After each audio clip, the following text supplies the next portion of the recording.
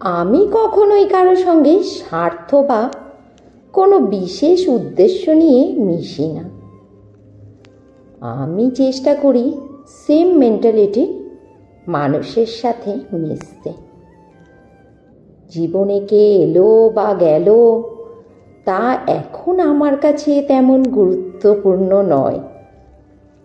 নতুন করে কারো সঙ্গে সম্পর্ক তৈরি করার বা নতুন কোনো সম্পর্কে জড়ানোর কোনো আগ্রহ আমার নেই, এবং সেটা এখন প্রয়োজনও মনে করি না।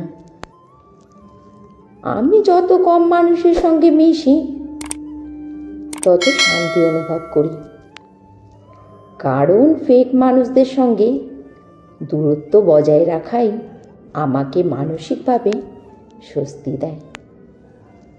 মানুষ মায়া বাড়িয়ে চলে যায়, এটাই বাস্তবতা।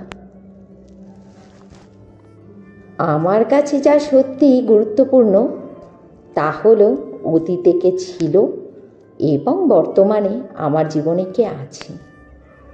কেউ যদি ভুল বুঝে দূরে সরে যায়, আমি তাকে আরও এগিয়ে দেওয়ার দায়িত্ব নিজেই নিই, কারণ আমি সাধারণত খুব সীমিত সংখ্যক মানুষদের সঙ্গেই মিশি। হাতে গোনা 2-3 জন মানুষ আছেন যাদের সঙ্গে আমি সবটুকু দিয়ে সম্পর্ককে ধরে রাখি, এবং তাদের প্রতি আমার ভালোবাসা নিখাদ। বিশেষ করে আমি মেসেজ বা কল করা পছন্দ করি না। কেন জানি এগুলো আমার কাছে বিরক্তিকর লাগে। দরকারি কথা ছাড়া কারোর সঙ্গে কথা বলার বিন্দুমাত্র ইচ্ছা জাগে না। আর কোনো ভণ্ডামি বা অপ্রয়োজনীয় কথাবার্তা আমি একদম পছন্দ করি না। যাদের সঙ্গে আমার বন্ধুত্ব বা ভালো সম্পর্ক গড়ে ওঠে, আমি সেই সম্পর্ক টিকিয়ে রাখার জন্য যথাসাধ্য চেষ্টা করি।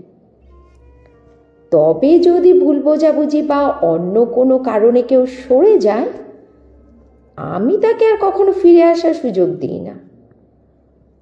অহংকারপূর্ণ আচরণ বা অতিরিক্ত অ্যাটিটিউড দেখানো মানুষ আমার কাছে অগ্রহণযোগ্য।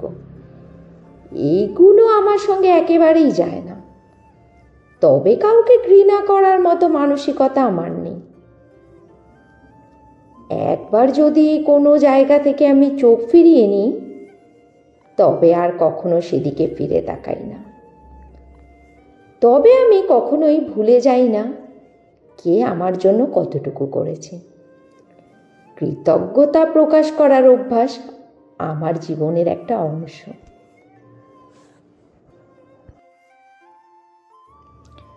সোজা চলে এসেছি রান্নাঘরে। রান্না বান্না তো করতে হবে না, নইলে খাবোটা কি। আজ না চিকেন রান্না করছি। চিকেনটা খেতে আমি একদমই পছন্দ করি না। যেদিনই বাড়িতে চিকেন রান্না হয়, নিজের জন্য না চিকেনের মধ্যে 2টো ডিম দিয়ে দিই। আর একটা জিনিস খেতে আমি ভীষণ পছন্দ করি, বা আমার বাড়ির আমার ছেলে মেয়েও খুব ভালোবাসে, সেটা হচ্ছে মিষ্টি কুমড়ো আর আলু সেদ্ধ। শুকনো লঙ্কা আর সর্ষের তেলটা ভেজে এই আলু সেদ্ধটা বা আলু ভর্তা বা কুমড়ো ভর্তা যাই বলো না কেন, মাখা টাকা গরম ভাতের সাথে জাস্ট ফাটাফাটি লাগে। এখানে করছি ভেজ পাকোড়া।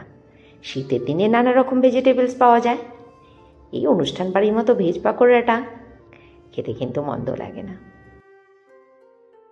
দুপুরের খাওয়া দাওয়া সেরে চলে এসেছি ছাদে। সকালে যে জামা কাপড়গুলো কেচে ছাদে নেড়ে দিয়েছিলাম, ওগুলো সব গেছিল শুকিয়ে। আবার ফেরত চলে এলাম রাত্রিবেলাতে। রুটি করতে হবে তো না, তার জন্য আটাটাকে বার করে নিয়েছি। আমার বাড়িতে আবার ফরচুনের এই প্যাকেট আটাটা আসে, 5 কেজি করে নিয়ে আসি, 1 মাস দিব্যি চলে যায়। প্রতিদিন আমার বাড়িতে রাতের খাবারে রুটি, লুচি আর নইলে পরোটা কিছু না কিছু তৈরি করতেই হবে। আজকের ব্লগটা রুটি করতে করতে এখানেই শেষ করে দিচ্ছি।